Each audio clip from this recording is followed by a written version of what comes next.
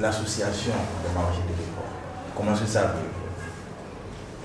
Bon, l'association de Huiho, en temps, nous on n'était pas à Huiho, on était au Gondwana. Mais en 95, quand la francophonie venait, et au temps de Nicéphore Soglo, il a voulu faire la clôture de l'aéroport et pour donner un peu la sécurité à notre aéroport. Et on a obligé le feu président qui était là, M. Degueno Victor, qui était le président du centre maraîcher de Huiho à l'époque, et on l'a obligé de nous faire venir. Et il doit nous recevoir nécessairement pour nous trouver une petite portion là, et afin que nous aussi, on ne reste pas dans le vide. Et de là, nous sommes arrivés à Huiho. Et quand nous sommes arrivés à Huiho, c'était une seule coopérative.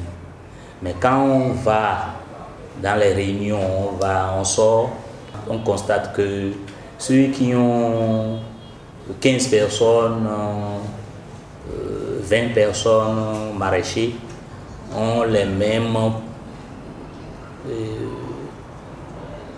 comment dirais-je, La même surface culturelle? non, pas les mêmes surfaces, ils ont les mêmes droits que nous qui sommes près de 300 personnes. De là, on a vu qu'il faut que la maison soit divisée. Et on a divisé la maison en 5 groupements, sinon en 5 coopératives. Et chaque groupement a ses conseils d'administration. Et c'est comme ça. Depuis ce temps, on fonctionne. Et je suis à la tête de tous ces groupements dans la maison. Alors, il faut que nous essayions de mieux comprendre comment est-ce que ça s'organise au niveau de Huiho, au niveau de l'association. Comment est-ce que d'abord, il y a combien de coopératives? Il y a 5 coopératives dans la maison. Et ces 5 coopératives ont leurs critères, ils ont leur règlement intérieur.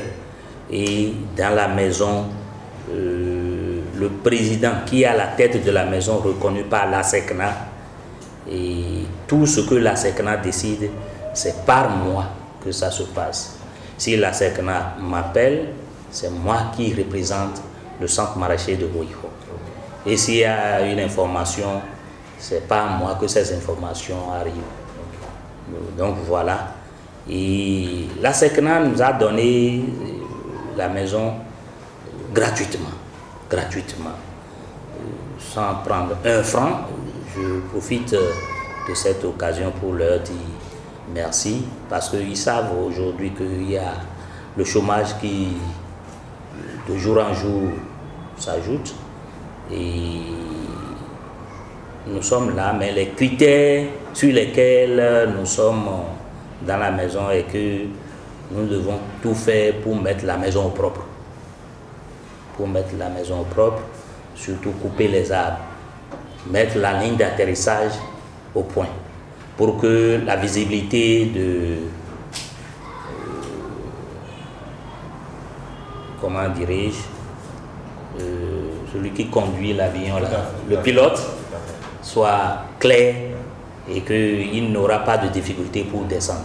Maintenant, vu que vous êtes en ville, il y a beaucoup de pollution atmosphérique, il y a beaucoup de gaz qui ne conviennent nécessairement pas à l'agriculture en ville. Comment vous, qui êtes installé déjà au cœur même de la ville de Cotonou et tout proche de l'aéroport, comment parvenez-vous à garantir de la qualité à votre production? Merci beaucoup pour cette question-là que vous venez de poser. Vous savez, chez nous au Bénin, il y a beaucoup d'intoxication et que les gens jettent sur les maraîchers pour dire qu'il y a plomb, il y a des gaz, c'est des faux problèmes. Vous étiez chez moi à Huiho. Vous avez vu la distance qui sépare la ligne d'atterrissage de mon jardin. Je pense que vous avez vu. La ligne d'atterrissage est très loin, pas moins de 300 mètres de chez moi. Est-ce que vous voyez? Et l'avion passe au moins à plus de 50 mètres avant de descendre sur la piste d'atterrissage. Et quand les gens veulent parler, ils disent que les avions jettent des plombs, jettent des... je ne sais pas. J'étais à une réunion hier au FSS et qu'est-ce qu'on a discuté? C'est nos cultures sont prélevées. Le sol, l'eau que nous arrosons, tout ça là, on l'a amené au Canada. Et on a fait des analyses. Et le résultat est venu. C'est pour cela que j'étais à une réunion à la FSS hier. Et le résultat disait, on va même organiser une conférence de presse d'ici là et vous serez informés, invités, pour dire à la population s'ils veulent manger les légumes, de ne pas s'inquiéter. Les légumes de Huiho un peu partout, de ne pas avoir peur. On a les résultats et les résultats sont très bons. Ça n'a rien à signaler par rapport aux maladies ou tout ce que les gens disent sur le centre maraîcher de Huiho, qu'il y a l'avion qui jette des plombs sur nos légumes, c'est des intoxications.